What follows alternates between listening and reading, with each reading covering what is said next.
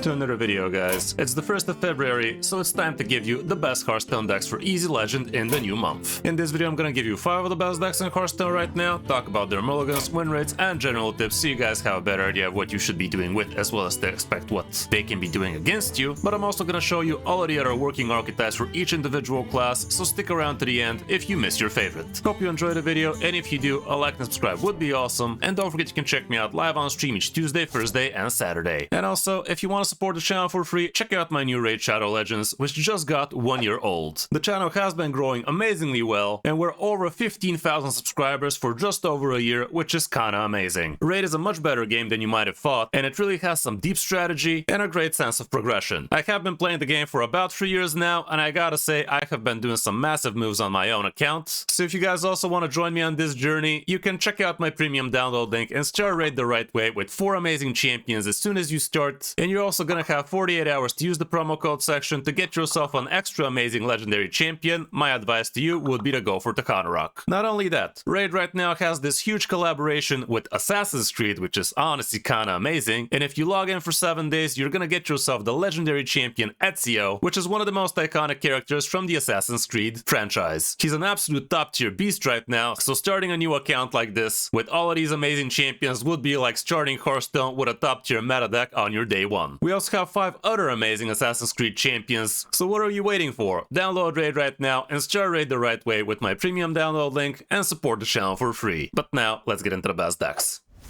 You are not prepared! The first deck on the list is actually going to be Broxigar Demon Hunter, or Blobsigar Demon Hunter, some people call it.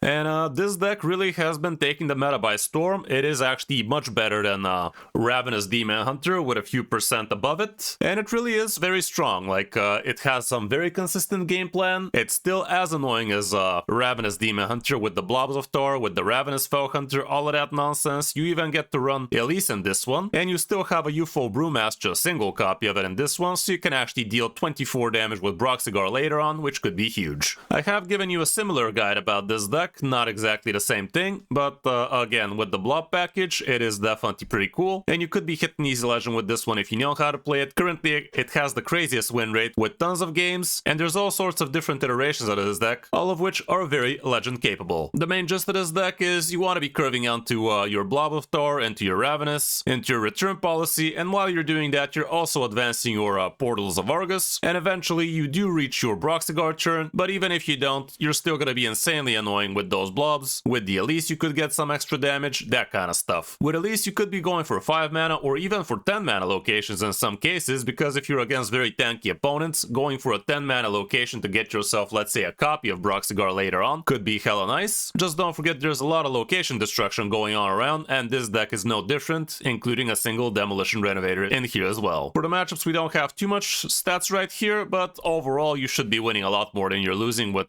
most of these variants. We could check out a similar variant with a few different cards. This one is still Broxigar, but with a single Illidari Inquisitor. That's kind of weird, but a lot of games in this one. Again, crazy win rate, so let's see what that's about. Discover Hunter might be a little bit on the sucky side, and other Broxigar Demon Hunters, I guess, but all around you should be great. When going first, Patches would be great. The Tusk Piercer, the Grim Harvest, the Portal obviously is great, Blob of Thor, Elise the Navigator, Axe of Cenarius is also decent, Infestation, Press the Advantage also is okay, the rest probably not so hot, even though if you already have a Tusk Piercer you might consider holding on to a Ravenous. On the coin, again, try to curve out with the good cheap stuff, the Blob could be nice, Strat out Elise also makes sense, that kind of stuff. And for other Demon Hunters, you can see there's tons and tons of different Broxigar Demon Hunters at the top. We can also see Big Demon Hunter with a very small sample size at the top here, but you can't trust 200 game sample size. Obviously Ravenous Demon Hunter is still super strong, but look at this, Broxigar literally has about 3% over it right now, so that's kind of huge. And we can scroll further down and see other variations of Demon Hunter, including Aggro Demon Hunter, more sample size Big Demon Hunter, Spell Demon Hunter is even good, and so on and so forth. There's literally like 6 good Demon Hunter decks out there, including Peddler Demon Hunter, but right now it doesn't have big sample size because it's not a very easy deck to play well.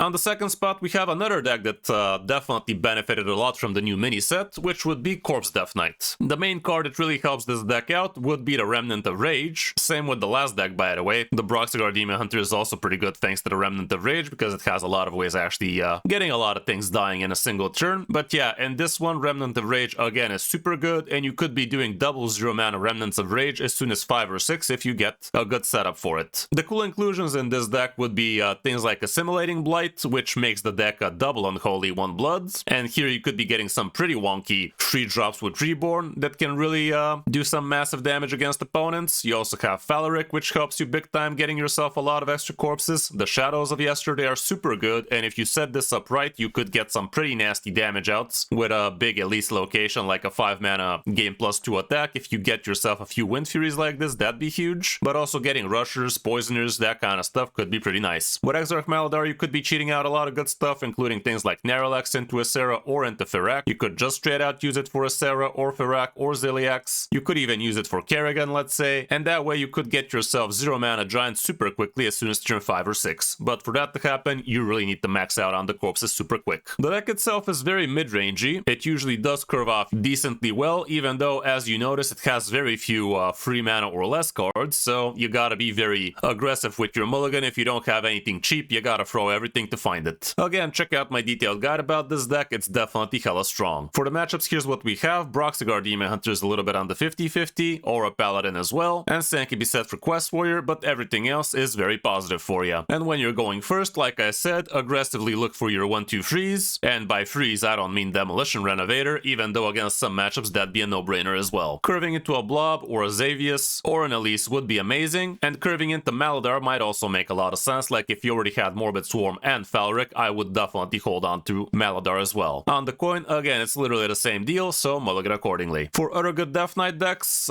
this is the one I'm showing you. 6,900 games with 60+ win rate, definitely pretty good, but also BBU control Death Knight is just as strong, so don't stray away from that one too, again with the Remnants of Rage. We have all sorts of other Death Knights out there, like here's a control-y Rainbow Death Knight, apparently, that's kind of interesting. Frost Death Knight is also playable, it seems. Like literally anything Death Knight right now would be super strong. Same can be said for Demon Hunter, like both classes right now have like 5+ very legend capable decks, which is kind of huge. Heck, even Handbuff Death Knight is somewhere out there, you can check out my guide about it, and so on and so forth. Like so many Death Knight decks out there, definitely dealer's choice. Look at how many we have: Corpse Death Knight, Control Death Knight, BBU, Handbuff, Stegadon, Frost, Death Rattle, so many Death Knights.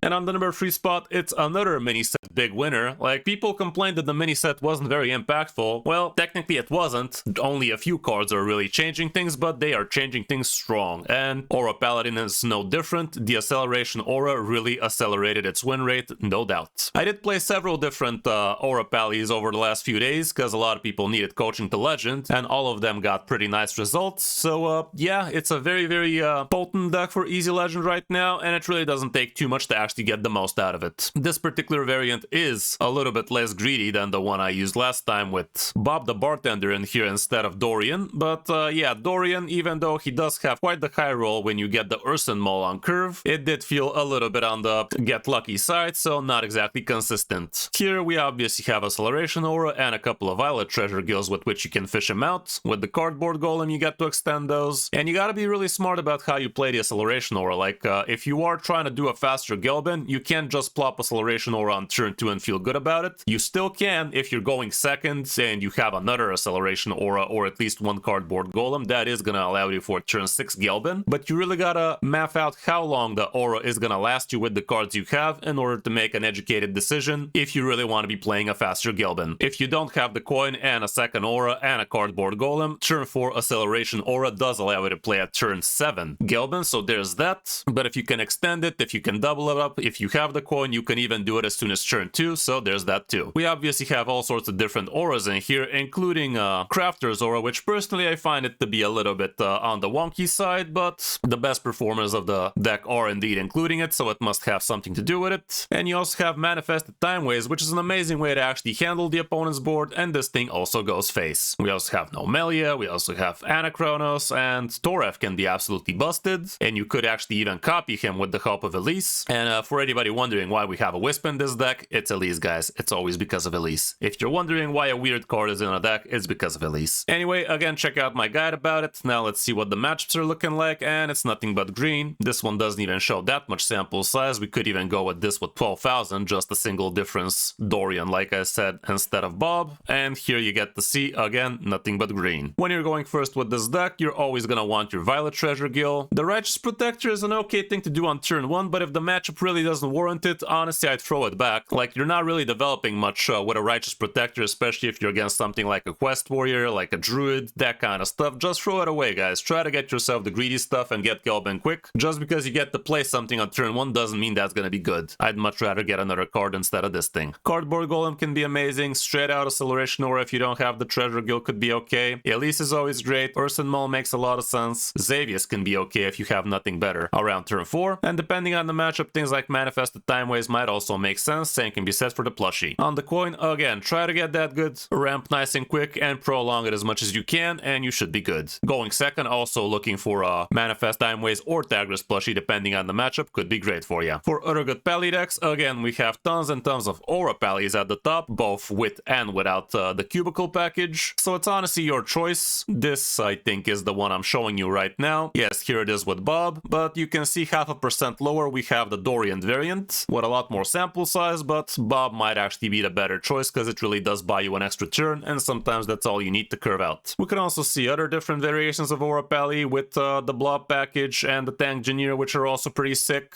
Aggro Pally ain't what it used to be, but it's still definitely usable, and it's basically a free-to-play deck, so you can definitely give it a go if you don't have much dust. Quest Pally still playable, but not really. Like, it's definitely underwater right now, so I wouldn't play it if I were you.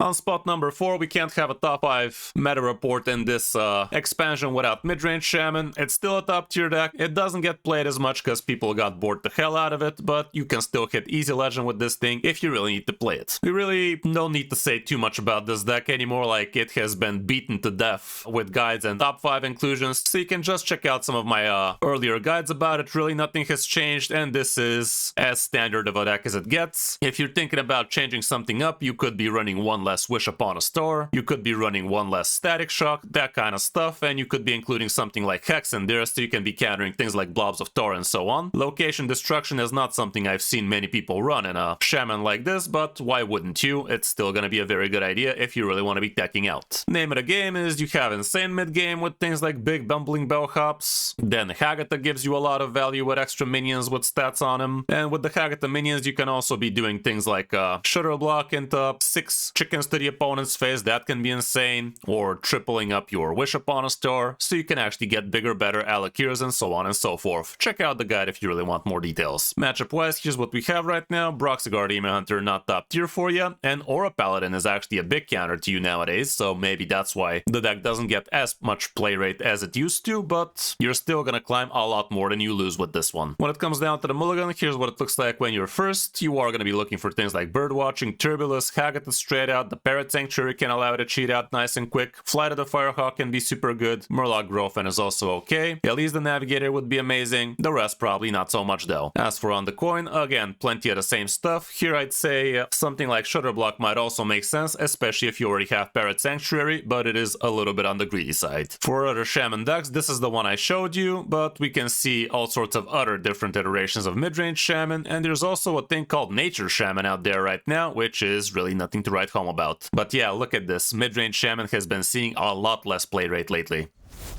And the last deck on the list is gonna be Dragon Warrior, and this is the very aggressive variation, which is more streamlined towards slapping your opponent to death. You don't run Elise in here, even though personally I find it very helpful, but instead you have things like Zephyrus, Growmash, the Draco Rex, which can be huge, and basically 2 of everything else, which are pretty standard inclusions in this deck. With things like Petal Peddler, you could be amping up your dragons nice and good. A well-timed Stonecarver on turn 2 or 3 can be absolutely insane against most opponents if they don't don't have card removal for it. The new Prescient Slitter Drake is another huge card the MIDI set gives, and it really helps the deck a lot. And we even have a couple of Tormented Dreadwings in this one, which is kind of interesting. They usually include just a single to activate Elise because this deck doesn't run 5 drops, but here we actually have 2 of them, so it must be decent. But yeah, it's all around standard Dragon Warrior. Check out my guides about it. I have all sorts of different iterations for this deck, so that should be helpful. Here we have the matchups. BBU Control Death Knight would be on the negative, and Broxigar again slightly negative. If you've noticed, everything has been slightly negative with Broxigar Demon Hunter, so no wonder it's top tier right now. When you're mulliganing, you want to be curving out nice with your good 1-2-3 dragons, and curving into the Prescient Slitter Drake would be absolutely amazing. Getting Sanguine into Stonecarver can be huge. Gift Wrapped into Petal Peddler is also awesome. The Brute Keeper can help you control the board, and so on and so forth. As for when going second, again, there's plenty of the same stuff. Here the Prescient becomes even more OP because a turn 3 Slitter Drake like that could be huge. But yeah, all around, keep your cheap curve and you should be good. For other good warrior decks, we gotta scroll a little to find the bigger, better sample size, but here's the one I showed you, 2400 games, 58.6 win rate. We have some slightly higher win rates with a lot lower sample size. However, this one, for instance, is kind of the same deal, honestly. It's just a Royal Librarian instead of the card draw, I guess, but yeah, you could decide to do that yourself. And we get to see all sorts of other different iterations of Dragon Warrior. Quest Warrior is super strong right now, especially in Top Legend. This is the Turbo Draw variant with Ungoro Brochure. Here's the Elise variant for Dragon Warrior, but that's really about it. You either go Dragon Warrior, either the Fast or the Elise variant, or Quest Warrior, either the Turbo Draw or the standard Quest Warrior variant. Apparently there's also Taunt Warrior, but apparently no, there isn't.